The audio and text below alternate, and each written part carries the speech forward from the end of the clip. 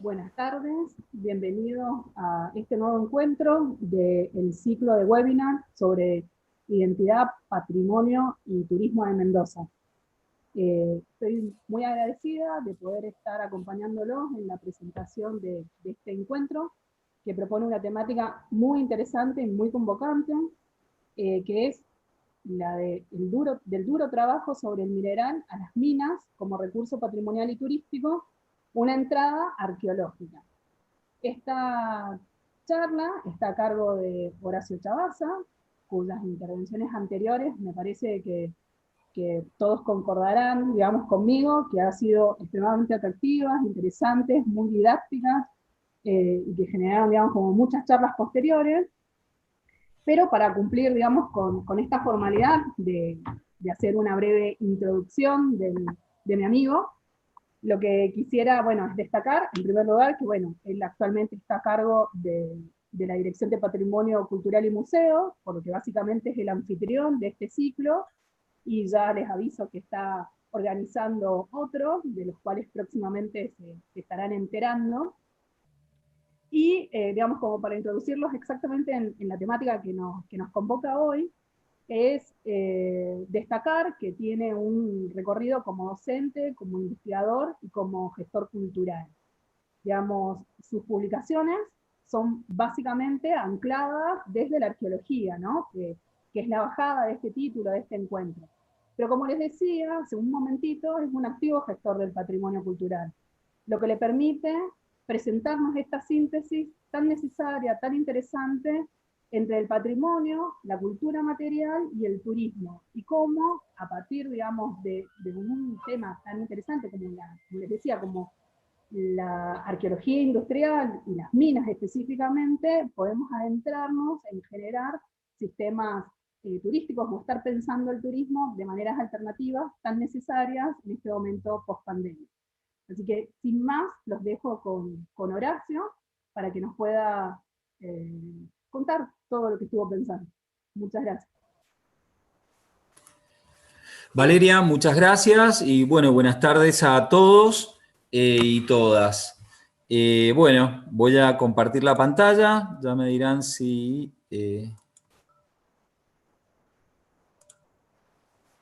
se ve perfectamente ahí, creo. Bueno, el tema al que me voy a referir hoy se vincula con un emergente, yo creo, en nuestro país, aunque con algo más de tradición en las políticas de desarrollo turístico-cultural en el mundo. El duro trabajo sobre el mineral, del duro trabajo sobre el mineral a las minas como recurso patrimonial y turístico, una entrada arqueológica, hace referencia a la potencialidad justamente que tiene la posibilidad de llevar adelante estudios que pongan en valor a partir del conocimiento y obras de infraestructura que favorezcan la accesibilidad, estos antiguos emprendimientos de carácter industrial en muchos casos y que sirven como referentes de un pasado que marcaron fuertemente el territorio. Antes de hacerlo, yo creo, y me parece muy importante, hacer un planteo desde dónde es necesario pensar este tipo de trabajos para no caer en la banalidad o en la cuestión anecdótica. Nos dice Galeano que la plata y el oro de América penetraron como un ácido corrosivo, según Engels, por todos los poros de la sociedad feudal moribundo de Europa. Y al servicio del naciente mercantilismo capitalista, los mineros se convirtieron a los indígenas y esclavos negros en ese numerosísimo proletariado externo de la economía europea. La economía colonial latinoamericana dispuso de la mayor concentración de fuerza de trabajo hasta entonces conocida para hacer posible la mayor concentración de riqueza que jamás haya dispuesto civilización alguna. Aquella violenta marea de codicia, horror, bravura, no se abató sobre estas comarcas, sino al precio del genocidio nativo. Esto escribía en 1971 Eduardo Galeano en Las Venas Abiertas de América Latina, y me parece vigente e importante tenerlo en consideración a la hora de desarrollar proyectos que pongan en valor espacios que han representado de alguna manera situaciones de dolor. En ese sentido, entonces, las propias imágenes, si no bastan las palabras de Eduardo Galeano, desde el punto de vista de un análisis ensayístico de la historia, pero valioso en la medida que rescata lo que significó la minería y la explotación minera en América, que es donde se involucra lo que vamos a hablar ahora, en tanto que es en Mendoza,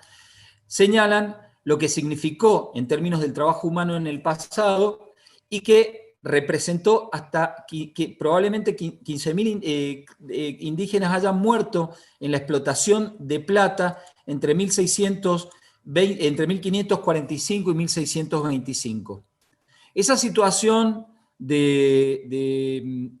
explotación del trabajo humano en pos del desarrollo de ciertos emprendimientos capitalistas continúa. Esta imagen en las minas de Potosí lo demuestra, donde en ese periodo llegó a explotarse a tal intensidad que prácticamente se agotaron las venas de la montaña, pero que aún sigue dando réditos y trabajo a estos grupos de mineros y mineras que siguen trabajando y sobre todo en la década 50 en Bolivia llevando adelante una explotación que le ha permitido a ese país llevar adelante una economía en creciente desarrollo. Considero importante tener en cuenta a la hora de trabajar sobre estas posibilidades de patrimonialización de bienes, como en este caso, muy valiosos para reflejar lo que puede haber sido la historia productiva, en este caso industrial, específicamente de un territorio americano como Mendoza, pero que supuso la incorporación de grandes masas de población en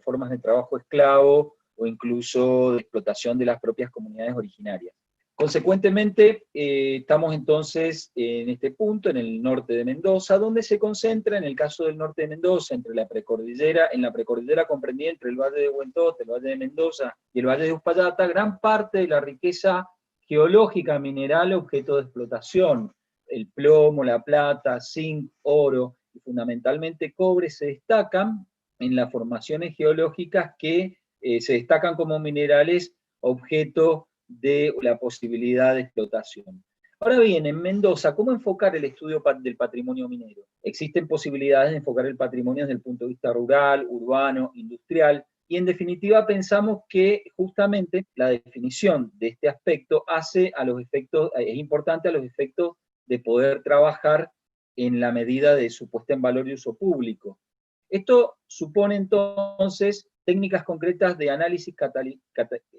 catalogación, tipificación y zonificación, diagnósticos de estado, la potencial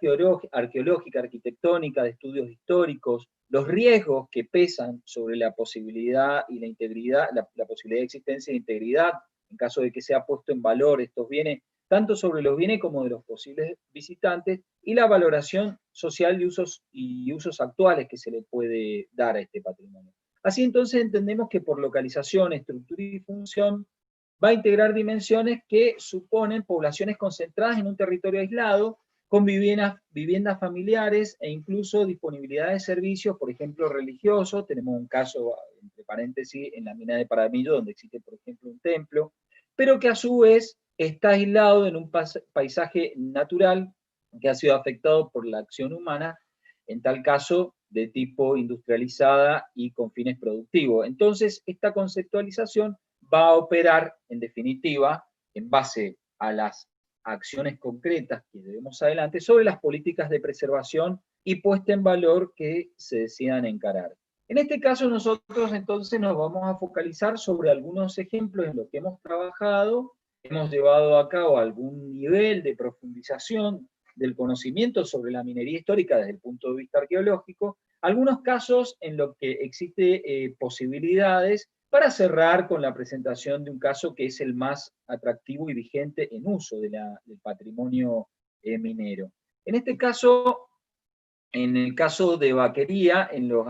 acá se debería observar una fotografía que parece que se ha borrado en todo este trajín. El caso de Vaquería es una gruta que existe en el costado del actual emplazamiento de guardaparques de Vaquería. Allí realizamos excavaciones arqueológicas que dataron una secuencia ocupacional de 3.000 años, pero hace aproximadamente 3.000 años, en un nivel donde aquí se ve muy blanco, con muchas cenizas, y debajo del cual apareció, como se ve en la foto de aquí abajo a la derecha, tierra quemada,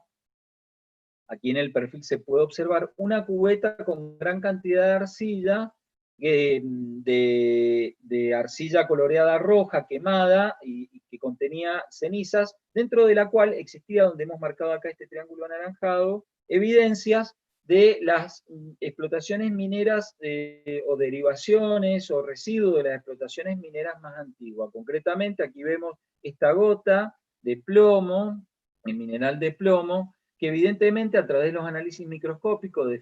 se definió como tal, y que nos permite, en definitiva, conocer un sistema de fundición en el cual el plomo actuaba en colaboración al fuego para extraer en una etapa de refinamiento ya la plata, que era transportada, según nos dicen los antiguos cronistas de 1826, Miers, era transportada en mulas y explotada en lo que era el entorno de la posta o el lugar de estancia en el sector de Villavicencio. Justamente Vaquería, esta cueva se encuentra a menos de 1 kilómetro de distancia del actual hotel, y en la imagen, que justamente no se veía, se pueden ver unas ruinas de roca desde la cual se hace el dibujo de la antigua posta de Villavicencio. Me apena mucho no poder mostrársela, pero que en definitiva vienen a resumir lo que puede ser estas primeras evidencias del siglo XVI que están documentadas respecto a la minería, que de hecho fue una de las motivaciones que llevó al capitán Joseph de Villavicencio a ocupar el sector que actualmente ocupa el hotel con ese nombre. Ya estábamos a 1.600 metros sobre el nivel del mar, avanzando por la quebrada que nace en el puesto de Vaquería, actual puesto de guardaparques, muchos se deben ubicar 1 kilómetro antes del Hotel Villavicencio. Ascendiendo por esa quebrada que se llama de los Hornillos, se llega a este lugar, un lugar muy atractivo, un pequeño vallecito en una quebrada, en un naciente de quebrada, donde se localizan ruinas que, merced a la política de recuperación patrimonial de la empresa Aguas de Danone de Argentina, pudimos llevar adelante como modelo de trabajo de investigación, recuperación, consolidación estructural y puesta en valor de las ruinas. Actualmente allí hay un cartel indicativo que permite al visitante saber de qué se tratan estas ruinas y no solo conocer, sino actuar en consecuencia para su conservación. En este caso, entonces, de puesta en valor hay una articulación con el sector de Vaquería que mencionaba recién, en la medida que este sector ya encuentra las mismas vetas de extracción de mineral, fundamentalmente cobre, se detectó, y probablemente plata, que era la que fue posiblemente trasladada para su fundición en el sector de Vaquería, donde según la documentación se comenta que se trasladaba en mula, habida cuenta de que había más posibilidades de obtener agua y recursos de combustible, esto es, vegetales, para fundir en el sector de Vaquería. Allí entonces, retomando esto de Hornillos, llevamos adelante excavaciones arqueológicas que nos permitieron descubrir una secuencia de usos en un total de 5 conjuntos habitacionales construidos en pirca de piedra, hilera doble, asentada en barro, con un plan constructivo que comenzaría en estas dos estructuras, se desarrollaría hacia estas dos, es decir, comenzaría en las estructuras en la habitación 2 y en la habitación 3, trasladándose luego hacia la 4 en dos secuencias, 4.1, 4.2 y 4.3, para terminar cerrando el conjunto luego de la consolidación de un aterrazado en la habitación 5 y la que nosotros denominamos 1, que corresponde, entendemos ya, a emplazamientos más vinculados con la segunda etapa de explotación en Villavicencio, más fuertemente, digo, que la de la minería, entrado el siglo XIX, que corresponde a la de la ganadería, siglo XIX-XX. Entonces, en este lugar también pudimos hacer un análisis arqueológico, observar esta secuencia de ocupaciones que les comento y detectar lugares aledaños a las construcciones más antiguas, donde hay una gran concentración de carbones que permiten conocer en alguna medida, junto a la basura colectada en estas excavaciones en distintos niveles, no solo la cronología de uso, sino las características de la vida privada de las personas allí, de la vida doméstica. Así, por ejemplo, pudimos obtener gran cantidad de elementos derivados de la balística, que además de responder a ciertos parámetros de armamento que nos da una cronología, que se asocia contextualmente, por ejemplo, a botellas de vidrio de Ginebra propias de fines del siglo XVIII, o botones de hueso, de nácar, diferentes de los de vidrio del siglo XIX, o incluso botones como en este caso de la Policía Municipal de principios del siglo XX, que complementan con losas y cerámicas que son muy buenos indicadores temporales para entender el uso del sitio. Ahora bien, además del uso y de las características de la ocupación, por ejemplo, en ella pudimos descubrir objetos de juego infantil. Encontramos restos de lo que puede ser una pequeña muñeca de porcelana propia de las muñecas de esta característica del siglo XIX, e incluso canicas, bolitas que representan elementos de juegos infantiles, los que se complementan además con restos de vidrio que no solo responden a botellas de consumo alcohólico, sino también a farmacopeas, esto es medicina, e incluso en algunos casos perfume. Es decir que, en definitiva, lo que nos está expresando la basura, los contextos domésticos de esta secuencia ocupacional, no solo es la temporalidad de uso que se asocia al desarrollo de estas estructuras arquitectónicas, sino que además nos permite saber que allí habitaron mujeres y niños además de hombres, con lo cual los roles vinculados al trabajo seguramente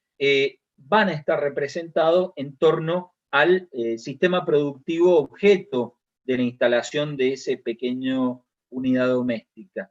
Un elemento importante es que estos emplazamientos mineros, como decía al comienzo, y aún en el siglo XIX y fundamentalmente a principios del siglo XIX, lo que van a desarrollar es un gran sistema de explotación excedentario que va a incluir a la riqueza que se extraiga,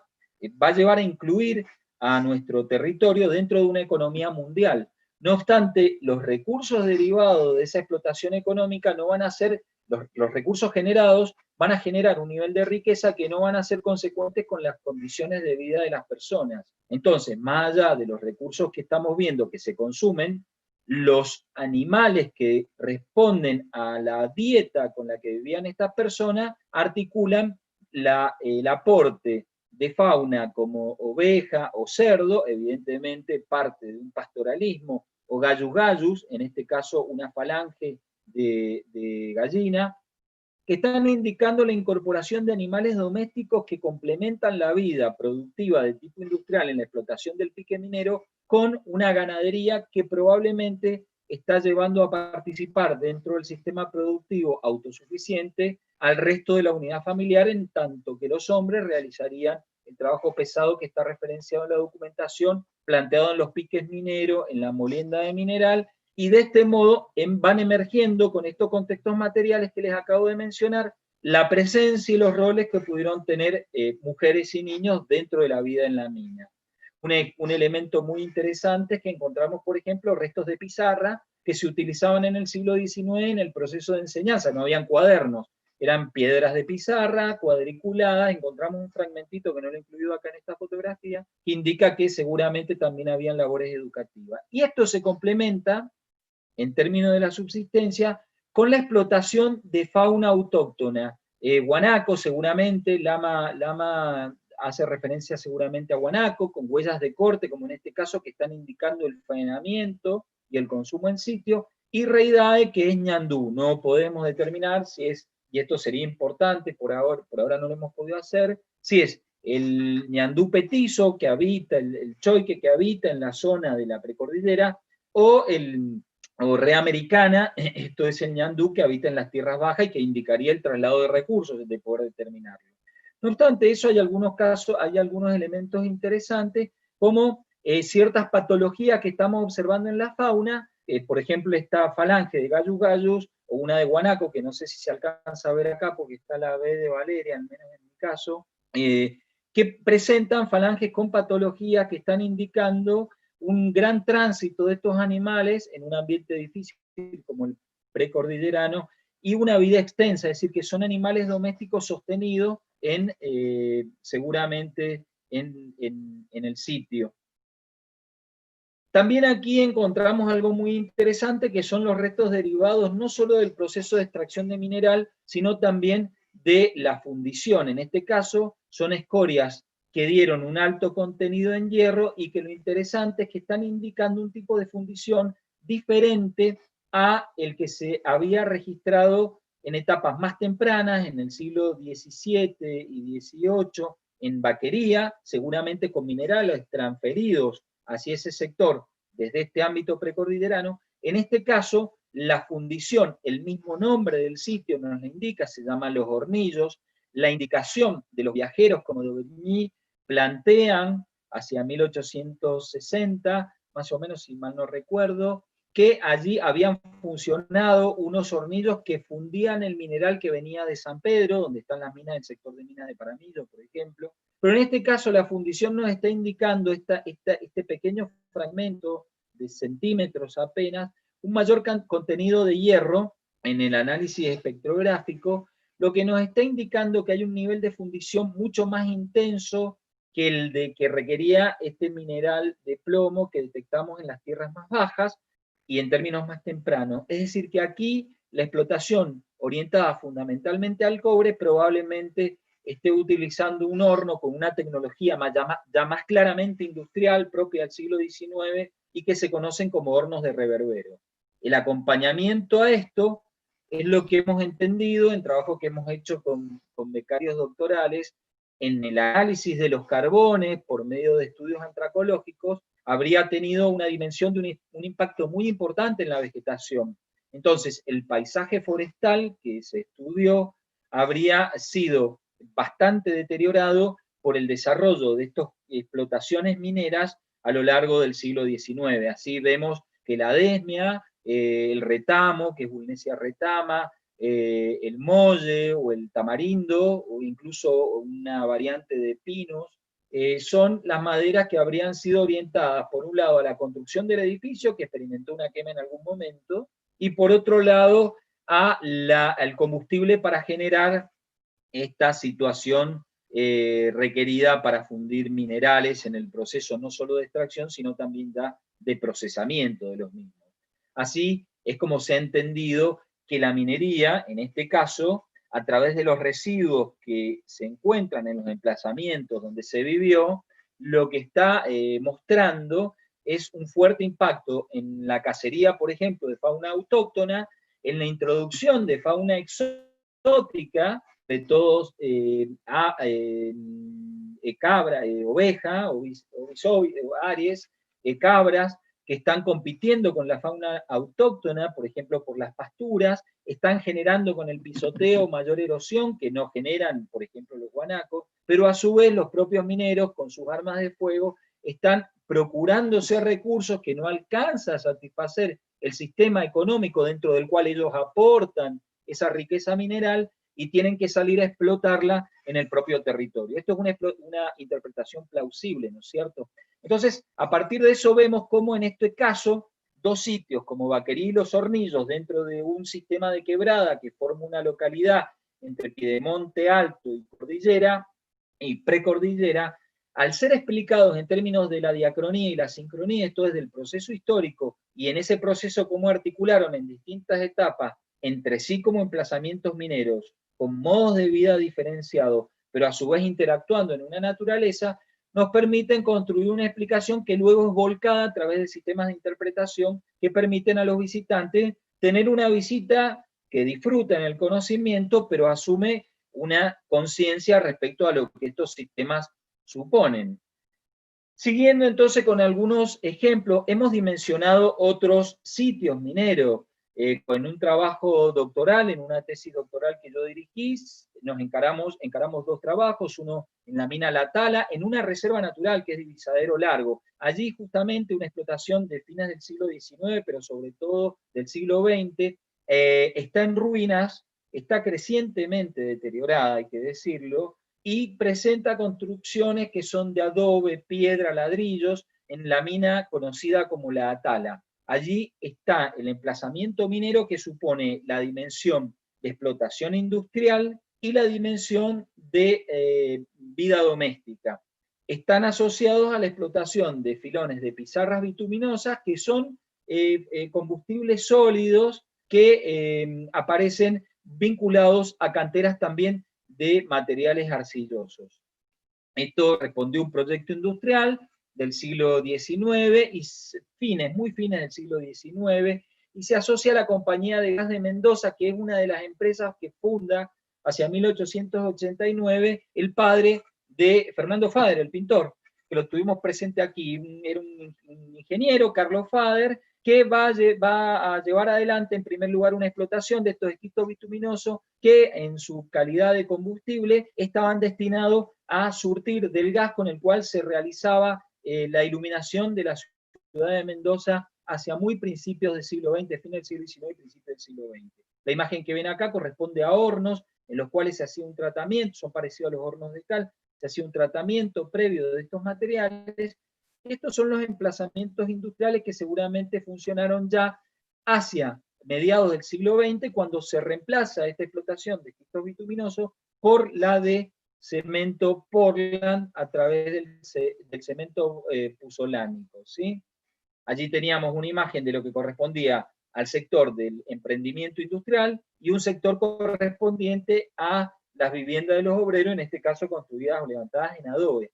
Estas son imágenes del año 1997, y estas que vemos ahora son imágenes del estado de situación que presentaba el emplazamiento cuando empezamos a desarrollar con este tesista doctoral el trabajo, donde ya se veían muy deterioradas las construcciones y consecuentemente aquí se ven las piedras, las paredes de adobe derruidas, ¿no es cierto? Esta era una de las paredes de adobe que estaba en pie, y las excavaciones arqueológicas en las que nos acompañaron en ese momento mis alumnos de la Tecnicatura en Guardaparques, con lo cual pretendíamos hacer una capacitación en los requerimientos del trabajo arqueológico, a los fines de que cuando ellos ejercieran su trabajo como guardaparques, si les tocaba en ese caso la reserva de la Tala, u ocasionalmente en otra reserva, pudieran reconocer la relevancia que tienen los restos arqueológicos, su trabajo y la necesidad de su conservación para el uso público. La información que fue recuperada en esa tesis doctoral implica, en la documentación de archivo de minería, una vista del año 1959, donde está pleno la producción de cemento, y ahí vemos dos espacios, el del procesamiento industrial y el de la vivienda, que luego no van a ser otros que los que hoy se observan en ruinas. En este caso, más integral, el caso del emplazamiento industrial y el emplazamiento doméstico, que hace aproximadamente unos 15 años. Así es como se encuentra actualmente conservado. Actualmente me refiero al año 2014, se encontraba, no he ido a verlo en los últimos 5 años por lo menos, el sector industrial ya con bastantes daños generados por visitantes no advertidos en lo que sí pudimos hacer en Villavicencio, que es poner sistemas de información no advertidos de la relevancia que tiene esto para la prehistoria regional. Más alejado, ya metidos en la precordillera, a 3.000 metros sobre el nivel del mar, dentro de los límites de la reserva de Villavicencio, pero colindante con el territorio de Paramillos, se encuentran las minas de Paramillo Sur, donde también se desarrolló una tesis doctoral bajo mi dirección, en la cual encaramos el análisis de un emplazamiento que tiene evidencias de haber sido ocupado a lo largo del siglo XIX y parte del XX. Este emplazamiento, en este sector, ahí se pueden ver restos de una tinaja, implicó un esfuerzo de logística muy importante, en la medida de que no es un emplazamiento que se encuentre en un lugar donde hay combustible y agua, que son dos requerimientos muy importantes para el desarrollo del trabajo en minas, sobre todo en el periodo que estamos hablando del siglo XIX. Allí se pudo hacer un análisis pormenorizado del acondicionamiento de los sistemas de acceso por medio de caminos y huellas, los sistemas de aterrazamiento, esto es acondicionamiento del terreno a los fines de evitar que las avenidas de aluvión lo perjudiquen, y las construcciones de piedra y espacios abiertos, donde en este caso aquí estos restos anaranjados demuestran la existencia de una tinaja rota que habría servido de contenedor de agua, limitando estos espacios probablemente administrativos con los de habitación de los sectores obreros y colindando con los sectores de pique de mina. Aquí se explotaba fundamentalmente cobre, y hay elementos en el territorio que van dando lugar de la construcción de estos paisajes mineros, como desarrolló su enfoque la tesis, y que dan cuenta, por ejemplo, de estos mojones o apilamientos de piedra que van marcando la presencia de piques mineros, que en cuanto a la explotación de vetas se manifiestan de esta manera, y con un nivel de conservación muy interesante. En este caso, esta madera que ven acá es una madera, entendemos, vista preliminarmente de palmera, y es una escalera que remonta a una tradición de construcción de escaleras propia de la minería americana del siglo XVI. Acá tenemos esta representación del siglo XVI-XVII que muestra este tipo de escaleras que actualmente está puesta a salvo en el reservorio de materiales arqueológicos de la Reserva Natural Villavicencio.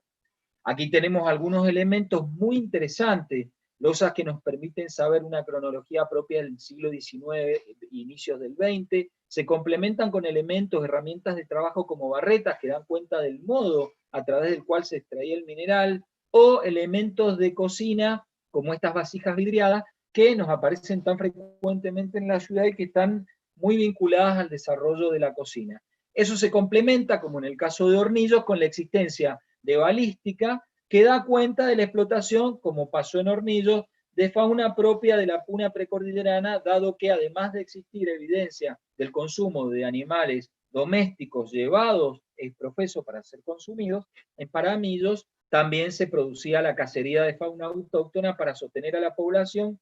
que justamente estaría dando cuenta de grupos familiares extensos. Y eso lo demuestra el hallazgo de este zapato femenino en medio de un basurero de las unidades domésticas de habitación de este lugar conocido como Paramillos Sur.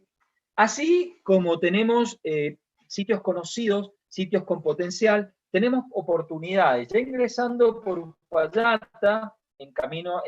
hacia la precordillera, pasando por el Cerro Siete Colores, tenemos la mina La Mendocina, una mina que se orientó fundamentalmente a la producción y a la extracción de talco, algo muy importante, en Zaponita también, había muchas explotaciones de este tipo, y observen el estado de conservación de estas construcciones que nos deben remontar por lo menos al periodo entre 1920 y 1980. Es decir, que son construcciones que dan cuenta de otra modalidad, de otra explotación, de otros sistemas mineros, en este caso incluso orientados a otro tipo de productos minerales, que no son necesariamente los metalíferos. Hay un estado de integridad bastante interesante de las construcciones. Actualmente son lugares de paso de motociclistas, enduristas, y la verdad que se han ido conservando bien, pero a medida que hay mayor acceso de la población, se van generando daños. Aquí tenemos, por ejemplo, cómo llegan, estos, sobre todo los motociclistas, suelen ser los más conscientes respecto a la necesidad de conservar estos espacios, en la medida que constituyen lugares de refugio, alojamiento, y son interesantes. Miren la arquitectura, esta tijera que tiene este techo a dos aguas, y aquí un cartel que dice no destruyan. Eso es interesante, ¿no? Hacer un graffiti para plantear que no se destruya, pero ahí vemos esa articulación de valoración social que están teniendo estos bienes patrimoniales. O sea, que en definitiva ya pasan a formar parte, a partir de estas inscripciones, de alguna manera, de esta conciencia de bien patrimonial, que es lo que lo construye como tal. Otro caso ya más alejado de cualquier intervención en la Quebrada de los Gallos, también dentro de la Reserva Natural Villavicencio, como en el caso de los Hornillos o Paramillos Sur, hay que decir que la anteriormente presentada de la Mendocina no está dentro de Villavicencio. En este caso la mina de Santa Máxima sí. Es una mina muy interesante, es una mina que empieza a ser percibida como muy interesante de ser explotada a principios del siglo XX y se empieza a concretar hacia 1918. Lo interesante es que es una mina de carbón, y el contexto en el que se va dando el interés por esta explotación justamente es el periodo de la Primera Guerra Mundial, la entreguerra y la llegada de la Segunda Guerra Mundial. Tenemos un recurso estratégico en un contexto que a la vez va cediendo ante el avance del petróleo. No obstante eso, como ven, las estructuras no solo manifiestan muy buena integridad, sino que además estas dos estructuras están demostrando ya un cambio en las pautas de habitación. Ya son dos verdaderas casas que probablemente hayan contenido una unidad familiar y no necesariamente grupos de obreros habitando estas casas que veíamos en los sitios anteriores, tipo cuarteles, donde cada habitación es la unidad de ocupación y las cocinas son los lugares que se comparten. Aquí tenemos casas verdaderamente con habitaciones, en este caso con una chimenea muy bien diseñada, estas chimeneas de tipo ruso que se conocen, que tienen muy buen rendimiento cuando hay muy poco combustible, calientan mucho con poco combustible, está construida en roca, unida con cemento o una argamasa con muy poco contenido cementicio y sin mucho barro, aún conserva las vigas del techo de pinotea articuladas con rollizos que aparentan ser no de pino, sino de álamo. Todo este complejo se surte de agua de una vega que está distante por lo menos a 1 kilómetro de distancia, aguas arriba de la quebrada, donde se ha establecido todo un sistema de pircado que contiene los caños. Incluso acá tenemos una solución a un desnivel con una especie de puente o acueducto que habría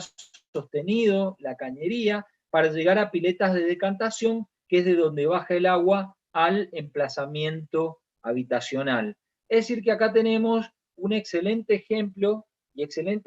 de cómo se resolvía la situación de la disponibilidad de recursos básicos para la existencia en estos complejos mineros muy aislados de los sectores poblados y que tenían que ser autosuficientes. Para llevar adelante, en este caso de Santa Máxima, la explotación de una mina de carbón a pique que realmente se explotó muy poco. Al seguir la documentación legal en la Dirección de Minería vemos que tuvo poca explotación, se hicieron los primeros intentos, ha quedado el andamiaje producto del pique de explotación, pero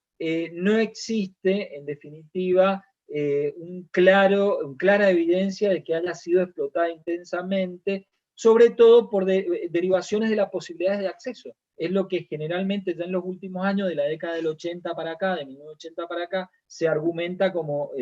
imposibilidad. No obstante eso, una tesista de licenciatura ha estado desarrollando investigaciones sobre historia oral y pudo conocer personas que habitaron estas mismas casas mineras, pero bajo un régimen de explotación económico distinto como la ganadería. Entonces ahí vemos esta potencialidad y la lectura que se pueden hacer de estos espacios de vivienda, que no solo van cambiando en términos arquitectónicos, porque van cambiando las formas y modalidades de vida dentro de los mismos, sino porque además en estos espacios lo que se hace es ir resolviendo distintas formas de explotación económica en el territorio, pasando en este caso de la minería a una ganadería de transhumancia, ¿no?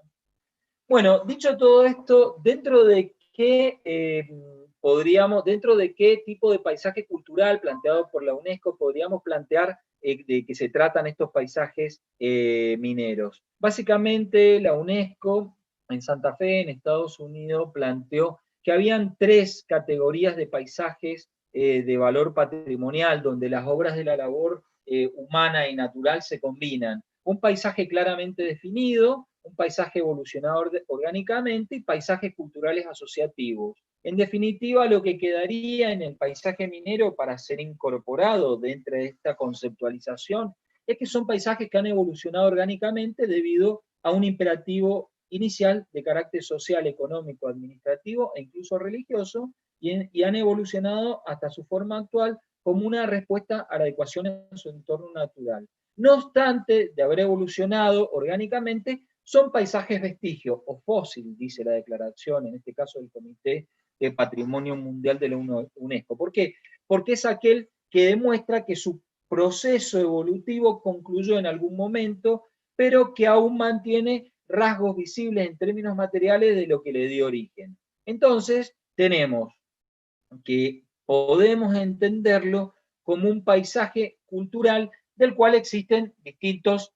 tipos de ejemplos en el mundo. Yo acá les pongo uno, el ejemplo en Asturias de Bustielo, que es un ejemplo de un paisaje minero del carbón que hoy tiene situaciones de puesta en valor de todo lo que era el emplazamiento industrial, el sector del pique minero con recreaciones de cómo eran los sistemas de explotación, los sistemas de ingreso a la mina, los sistemas de extracción y procesamiento del mineral, con sus chimeneas, es decir, realmente un contraste con el paisaje natural, rural, que es muy interesante para trabajar desde el punto de vista de la arqueología y del paisaje, y en este caso del paisaje minero. Que en el caso de Mendoza nos pone como ejemplo uno que está en explotación y que es la denominada experiencia Paramillo o Geoparque Minero de Paramillo, donde existe el principal, yo diría, la principal concentración de recursos mineros patrimoniales en manos privadas que están llevando adelante, yo entiendo que un proyecto exitoso de explotación, la foto que veíamos recién es de este sector, del Pique del Gobernador, donde existen distintos sectores que representan distintas etapas de la incorporación de este territorio en la vida económica minera y que además tienen distintas funcionalidades de sectores de horno, sectores de administración, hasta piques, pasando por viviendas obreras e incluso en este sector creo que de acá una pequeña, o acá, una pequeña capilla que contiene incluso entierros de personas que lamentablemente están siendo expoliados y no permiten acceder a un conocimiento acabado de todas las características que tuvo la vida a lo largo de su centenaria vida, estas minas de Paramillo, que son realmente un patrimonio que tiene un alcance, yo diría, por lo menos americano en cuanto a su valoración, teniendo en cuenta que cuando son descubiertas hacia el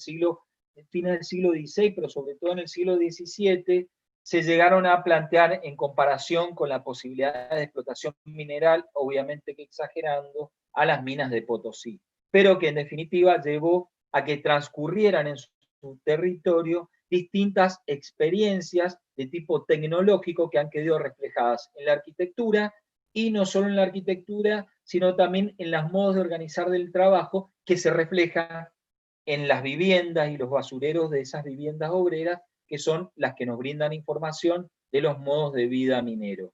Allí tenemos piques, canchones, caminos, hornos, un pueblo obrero y hasta una capilla que en realidad enriquecería mucho más esta experiencia minera, que ya de por sí es muy interesante desde el punto de vista del turismo minero, pero que entendemos estaría poniendo en un margen bastante riesgoso la integridad de un sitio que es bastante frágil en cuanto a la recepción de públicos y posibilidades de desarrollar actividades, creo que son posibles, pero que tienen que atenderse en función de las posibilidades de conservación que se tienen que garantizar. Con esto entonces,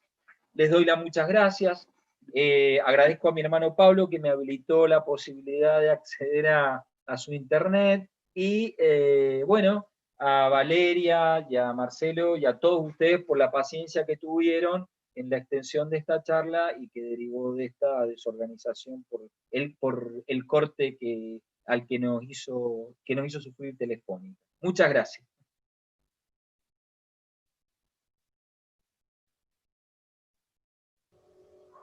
Bueno, no, muchas gracias a vos, Horacio. Y te cuento que, bueno, que tuvimos visitas de diferentes lugares, digamos, de Paraná, de Córdoba, bueno, muchos amigos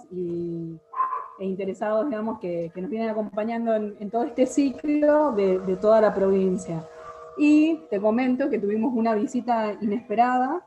pero por lo visto muy, muy deseada, que fue la lluvia que llegaba desde Córdoba y que venían mencionando. Así que esa también nos estuvo acompañando durante toda la charla. Aquí no hay mucha, lamentamos decirlo. Y te hago primero algunos comentarios como muy interesantes, ¿no?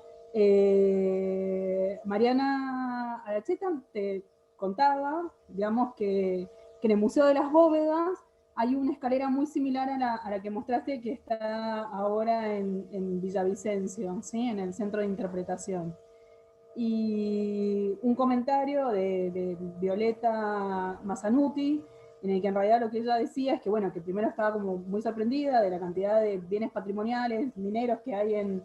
Mendoza, y propone, bueno, mirar a Jewell como inspiración, quizás como para trabajar algunos de estos sitios y su puesta en valor. Y acá, bueno, podemos empezar con algunas preguntas, ¿sí? Cecilia Quiroga lo que te preguntaba era dónde y a qué altura estaba la mina Santa Máxima, y si sabés si era una explotación que se podía trabajar o se podía elaborar durante todo el año.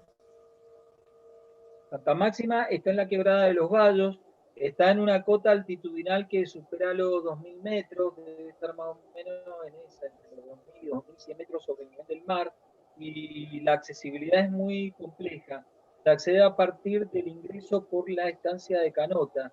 y a partir de allí se ingresa en dirección sur-oeste hacia la precordillera, ingresando en dirección a la quebrada de los Valles. Los que conozcan me van a entender un poquito. Actualmente el camino está totalmente destruido, solo se accede a través de caballo o terreno muy especializado que tiene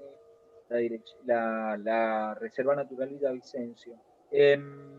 Este lugar tiene mucho potencial para el desarrollo turístico y nuestra propuesta fue a la empresa Aguas Danone empezar a desarrollar sistemas de visita en cabalgata. Creemos que es el más apropiado, el más seguro, por otro lado, y que la distancia que hay desde la estancia de Canota allí lo ameritaría para que sea en un periodo de tiempo bastante coherente para después llegar y hacer una visita en el lugar. Entonces, eso también, digamos, acá Mónica Giró de la facultad hace una pregunta como muy arqueológica. ¿Qué hacían, digamos, con los residuos en las minas? Y eso sobre todo ella los preguntó cuando estabas presentando las de vaquerías y la de hornillos. Bueno,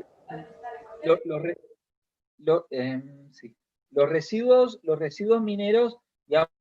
tienen distintas dimensiones. Está el residuo derivado del proceso de extracción y molienda del mineral, que generalmente va a canchas donde se va almacenando. En muchos casos, por la tecnología de molienda y de explotación, en los residuos que quedan allí queda mucho contenido mineral. De hecho, hay empresas que están proponiendo explotar los residuos derivados de esas primeras explotaciones, explotarlos ahora para ver si ha quedado un contenido de mineral, para que se den una idea. Por otro lado están los residuos, planteándolo en términos generales, que derivan del proceso de fundición. Estos suelen ser un poco más contaminantes, en algunos casos se usaba mercurio, hay algunos casos como Huancavelica que han generado análisis de cómo el mercurio contaminó aguas que consumían los propios mineros o incluso quedó contaminada la tierra, lo que generó bastantes problemas de salud en época colonial. Ese es un ejemplo. Y después están los residuos que genera la vida doméstica. Evidentemente, en estos estamos hablando del siglo XVII, XVIII, XIX, principios del XX, no había un proceso o un sistema de procesamiento de basuras domésticas. Por otro lado, digamos, tendían a acumularse en lo que serían los basureros de entrada. Nosotros hemos percibido que donde están los poblados mineros de Paramillos, por ejemplo, o en Hornillos, los basureros se generaban en el costado, al costado de la puerta de entrada, donde evidentemente se hacía un pozo y se iban tirando diversos tipos de material. Hemos encontrado, así como encontramos huesos de animales, encontramos bastantes cantidades de carbones, probablemente usados en la combustión de los hogares, que se iba descartando con cenizas. Entendemos que tapando capas, seguramente de residuos orgánicos que no hemos encontrado, y aparecen los huesos de animales, vidrios, losas rotas, etcétera, ¿no?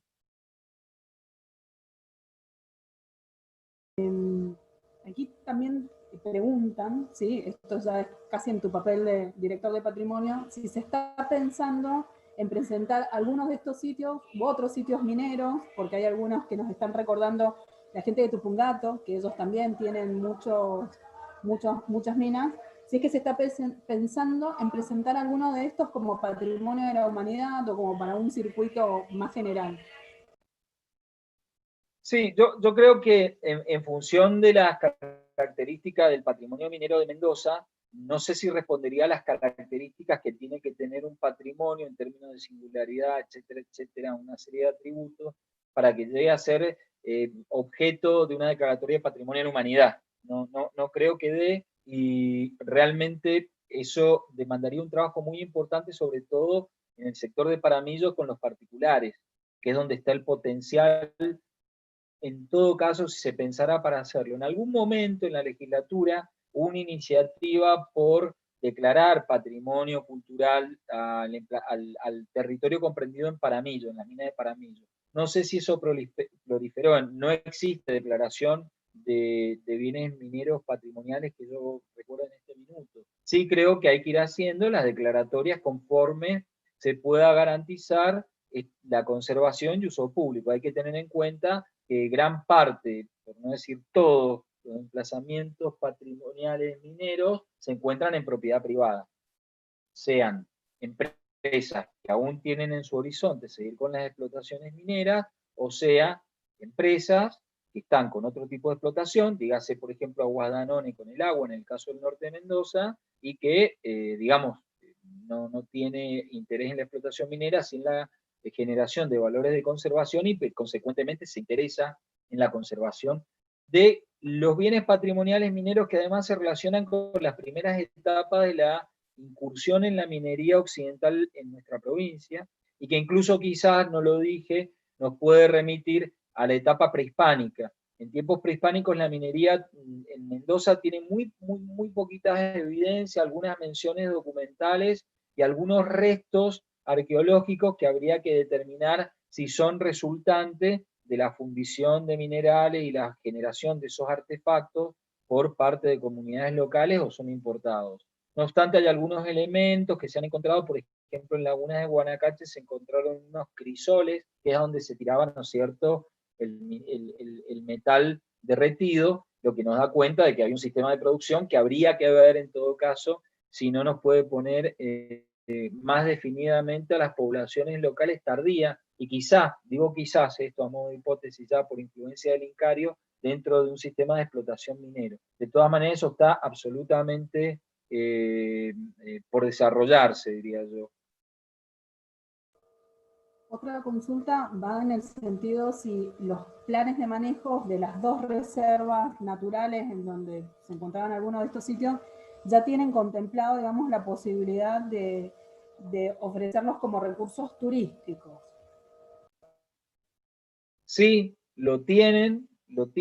hemos charlado en ambos casos, en un caso con el Estado, en el caso de la Tala con la Dirección de Recursos Naturales, están en aviso, en su momento hicimos la propuesta del sistema de información que debía acompañar el lugar, etcétera. No sé si prosperó porque, como les dije, no he vuelto a ir. Y en Villavicencio sí, en Villavicencio se hizo un sistema de información en el caso de los hornillos, la cueva de Vaquería es una cueva que tiene una ocupación hasta como sitio funerario de hace 3.000 años y que hace 300 años tiene evidencia de este sistema de fundición colonial, por cierto. También tiene un sistema de información y en definitiva sí hay planes en ambos casos, pero no se han concretado definitivamente, diría yo. En Hornillo sí hay un sistema de información, pero en Vaquería está por hacerse y Santa Máxima está el potencial que habría que ver cómo se integra. Hay que tener en cuenta que son lugares bastante frágiles desde el punto de vista ecosistémico, entonces hay que ir haciéndolo con calma, porque además quedan muy expuestos estos bienes patrimoniales. Las paredes son de piedra, pero si uno se apoya se caen, con lo cual hay que ir regulando cómo se va a abrir al público, evidentemente. Hay planes, entonces, como conclusión, hay planes, están diseñados, pero hay que ver cómo se hacen operables, o se operativizan, básicamente. Y como también es un factor común en todas tus charlas, te aportan cada vez más trabajo. Primero, el tema de trabajar también las minas de Valle de Uco. Otro trabajo es que si no hay chances de estar pensándolo como patrimonio de la humanidad, sí como patrimonios provinciales, y que todo esto venga como acompañado con una difusión de todo esto que es el patrimonio industrial y el patrimonio minero de la provincia. Eso es lo que están pidiendo. Trabajo. Sí, en definitiva lo que nos inspiró a trabajar desde el año 2005 aproximadamente, no, 2005 no, del año, creo que la primera incursión que hicimos en sitios mineros fue en el año 97, 96, 97, que empezamos por lo menos a ir, desde mi punto de vista, iban otros investigadores también, ¿no? Pero desde mi punto de vista, uno de los principales objetivos que perseguía era, en primer lugar, investigarlos para poder conocer fehacientemente y su valoración, y a partir de esa valoración justamente generar proyectos de declaratoria como bienes patrimoniales, pero siempre con una finalidad que es que la gente llegue a estos lugares y adquiera algún conocimiento. Yo creo que digo, el tema de la historia minera en general y la arqueología minera en particular tiene muy poco desarrollo en la provincia de Mendoza. Y existen muchos lugares comunes o errores. Cada vez que se ve un sitio que puede haber estado vinculado a la minería en la precordillera, se piensa que es un sitio jesuita casi por principio. Y se piensa que es colonial. Y en general la mayoría no lo son, no son coloniales, son del siglo XIX y principios del XX fundamentalmente, y no son jesuitas. Entonces, bueno, hay que ir rompiendo muchos, digamos, conocimientos a priori que son erróneos, hay que ir generando una concientización, pero a su vez hay que ir observando cuáles son esos patrimonios que la gente va considerando como tales. A mí cuando llegué a la mina La Mendocina en el 2010,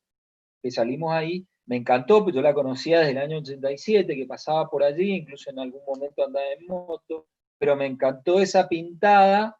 que decía no destruyan, con un aerosol. Me pareció muy decidor de una manifestación social respecto al valor que le daban a ese lugar, en tanto yo interpreto, en tanto a su valor histórico, por ahí lo tenían más desde el punto de vista funcional, puso no destruyan para tener un techo en la noche, pero más allá de eso es interesante porque muchos realmente en todos los años que llevo recorriendo la precordillera han sido expoliados, han sido destruidos.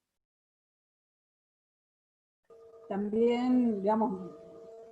relacionado con este tema del potencial del patrimonio minero, una de las cosas que están haciendo es agradecer esta nueva visión que aleja a estos sitios nada más que como temas de turismo aventura, digamos, lo que acabas de proponer, digamos, de estar mirando la gente que trabajó, que vivió, cómo se, digamos, y la cantidad de cronología, básicamente es eso, te están agradeciendo que sea una alternativa a verlo nada más que como un tema de aventura. Sí, yo creo que el tema de aventura es genial, es muy piola, porque aparece como un atractor, pero creo que si nos quedamos ahí y se transforma un fin en sí mismo, primero desvirtúa el enfoque con el que hay que tomar estos emplazamientos industriales que supusieron trabajos en condiciones de esclavitud. Es como sacarlos de contexto. Voy a disfrutar a un lugar donde la gente sufrió. Con esto no quiero decir que la gente tiene que ir a latigarse, o sea, no tiene por qué ir a sufrir la gente ahí. Tiene que ir a disfrutar. Pero está bueno disfrutar dentro de un margen de conciencia, saber qué pasó ahí, cómo vivió la gente, cómo murió la gente allí, qué aportó a la riqueza de ciertos sistemas económicos y aportando esa riqueza cómo terminó muriendo en esos lugares, en la pobreza más absoluta en algunos casos. Y en ese caso, contar esa historia dentro de un marco donde el disfrute público permita ingresar conocimientos disfrutando de la naturaleza, disfrutando de la aventura de transcurrir en un túnel minero, pero sin perder de vista estos conceptos que creo que enriquecen muchísimo y generan aprendizajes significativos en la población, básicamente. Siguen llegando felicitaciones por la exposición, por la claridad, eso son los mensajes que más se repiten. Hasta ahora no tenemos ninguna pregunta, no sé si es que alguno quiere hacérnosla llegar por el chat, como para aprovechar estos últimos minutos de Horacio. No, no son mis últimos minutos. Me No, queda una bueno, vista por delante. de esta conferencia. ¿Sí? No son los últimos Me dio minutos. miedo, Valeria, me dio miedo como lo planteaste. No, tranquilo. No. Que los tranquilos Gente, no hay. por favor, voy a seguir con ustedes. No, sí. Bueno, Bueno, no sé si no si quieres tienen, pasar digamos, algunos avisos. claro, digamos, primero queremos pasarles unos cuantos avisos. El primero es sobre el ciclo, una invitación a un ciclo que se llama Mendoza Gestando el Nuevo Turismo, ¿sí? Que son presentaciones entre el ministerio y los diferentes departamentos con los municipios, y en la charla de mañana, que empieza a las 19 horas, el departamento de General Alvear comparte su oferta turística post pandemia. Así que a todos aquellos que están interesados en conocer este tipo de propuestas que están generándose desde los municipios, mañana están invitados a poder disfrutar, digamos, esta presentación de Generalidad. Por otro lado, ya que estamos, aprovechemos para pedirles que agenden el martes que viene, en nuestro ciclo, en el de Identidad, Patrimonio y Turismo, el encuentro que va a estar a cargo de la doctora Emilce Sosa, que se llama Visitar más allá de la ciudad, Memorias de la Muerte y Cementerios de la Ciudad de Mendoza. Digamos, bien cerca del 29-30, digamos, qué mejor que aprovechar o prepararnos con esta charla sobre el patrimonio que ofrecen los cementerios. Y como yo les había mencionado,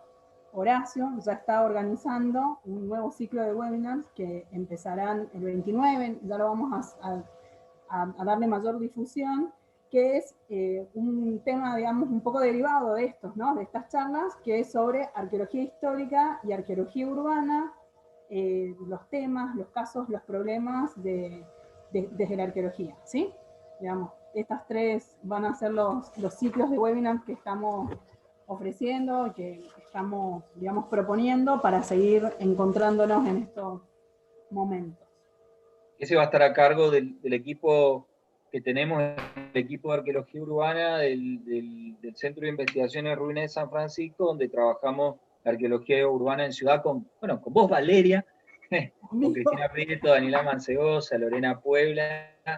y bueno, yo creo que va a estar muy, muy interesante, no porque vaya a hablar yo, sino porque mis colegas hacen una investigación interesantísima realmente sobre estudios cerámicos, sobre estudios de entierro y los esqueletos que hemos encontrado. La verdad, Vale, que los estudios mismos que vos hacés sobre losas históricas, cómo llegan losas de Inglaterra, de Francia, cómo eso representa de alguna manera el desarrollo social de la ciudad, va a estar interesantísimo, diría yo. Sí, es un acercamiento, digamos, básicamente a la historia de la ciudad, pero desde otros datos, digamos, va a estar lindo, digamos.